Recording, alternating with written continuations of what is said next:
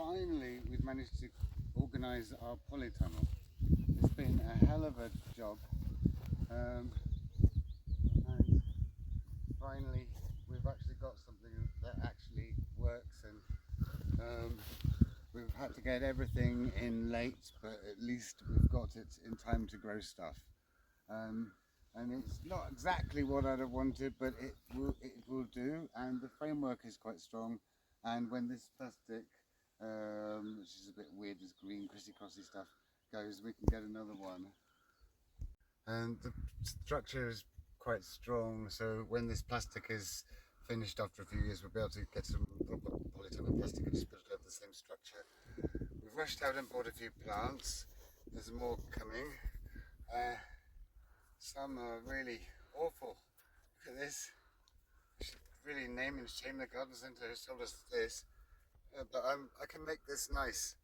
It just needs a bit of TLC. I'll do that in a minute. But the chilli plants are nice. And we've got some basil which we got from the greengrocers and split them up. You know, you get loads in a pot. And these often are larger basil than the ones they sell as seeds, and these ones get really tall. And you'd have basil till October or November. And then outside here, and here is the graveyard of the crap first polytunnels we got. This is one of them, and this is the other one. Both of them had similar cover to this, but they didn't have the bit where you're supposed to bury under the ground. And neither of them had a back door. So you've got to have a back door with a polytunnel because it's ventilation and it blows away spider mites, which are a really bad problem in polytunnels. And if you don't have the wind to blow them away, then you either need to buy a fan or you have everything covered in spider mite. Look at this. When we put this up, look. How this is supposed to hold up a polytunnel, it's just complete rubbish. Yeah, see? So all these plants will need different amounts of manure dug in, and I'm going to organise them into rows and things. So I guess I'm going to do that right now. So we've got our polytunnel, so it's sort of pointing south that way, east on this side, west on that side. Some people would do it differently, but then you get full sun in the morning, full sun in the afternoon, and not too much sun in the middle of the day. Right, so we've got to get lots of manure to dig into the soil here.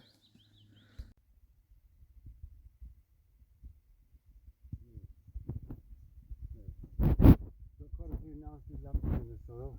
That just shows how clay it is. When they're wet, you can break them up really easily. So they're okay. We're not sowing seeds, so they're fine. So some manure. Like I said before, it's not properly rotted, but it's half rotted. So that's the best we've got. Tomatoes will love it. So spread it about like this. Remember, you've got a little path somewhere down the middle. So it's nice and even, as far as it will go, and still be quite a lot of it.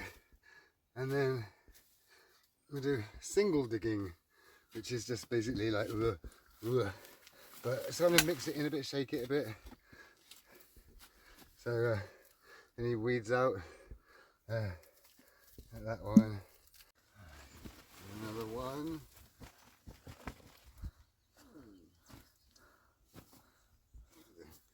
Spread it around like before. Always have like a path coming through the middle. Oh, nasty creepy crawly.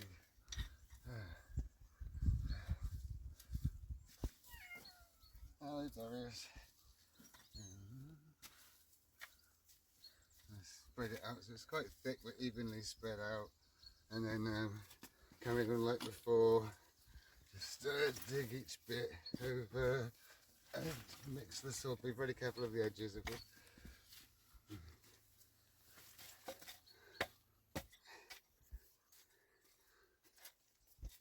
Break up any lumps you can.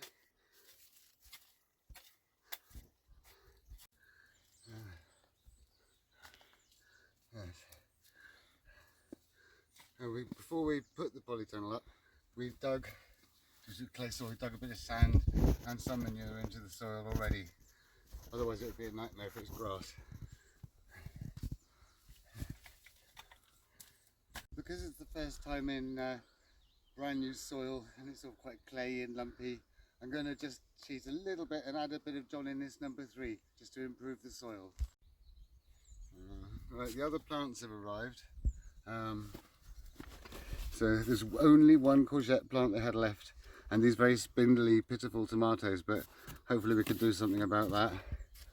Tomatoes like more manure, and courgettes like loads of manure. In fact, courgettes like a hotbed, so I'll have to show you how to make one of those.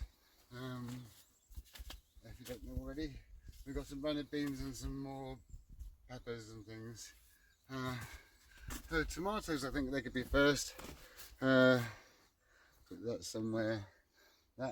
Tomatoes like a lot of food, so that likes even more food, so that can go next to the tomatoes, but it also likes a bit of shade, the courgette.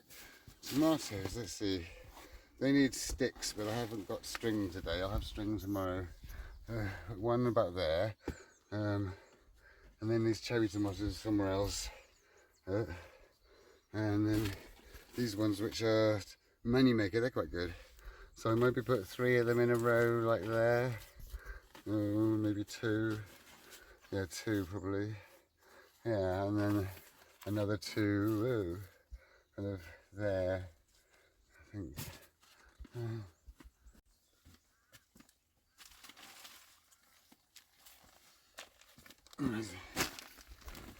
John Innes number 3 is a formula, not a brand, and it's perfect soil, a loam. It's equal parts clay, sand and organic material. So because this is all very new, I'm going to just dig a bit in to help them. The basil here on the edge, we potted this ages ago, waiting for the polytunnel, and go in there, and then that could be a nice bit of potting compost.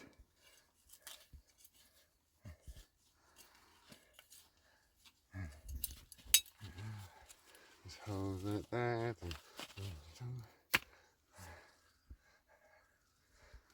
and that is the same height as the soil.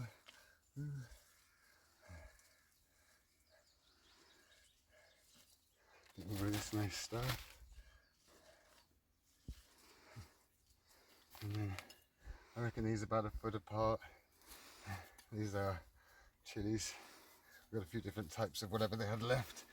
Now in the future, now I've got my polytunnel, I'll be able to sow seeds myself, but I've got to sow these quite early. I love chilies. I've got lots of different sorts of chilies. It doesn't actually say on the label how far apart to plant them.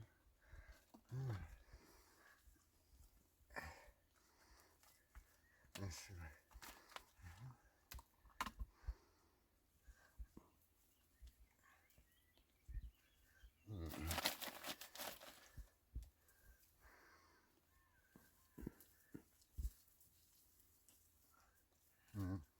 Every few plants, just water them in with fingers over the edge like that, or have a rose on the edge. Fingers are good. You can really control it well with the fingers, and make sure you give the soil a nice soaking. So this side I've got a whole sort of capsicum, I can't pronounce that, but the pepper family. So lots of chilies here, a whole load of sweet peppers here, and then sweet peppers that are shaped like chilies there. I think that's what they are. And then basil there. So now I'm trying to work out with the tomatoes. I've got too many tomatoes, so some are going to have to go somewhere else, and I'm just going to moving them around and see where they're going to go. So I'm going to dig some more manure in the ground. So I'm just going to put some more manure on where I've already dug the manure in, but just for the tomatoes. Well, like so much, they like loads of manure.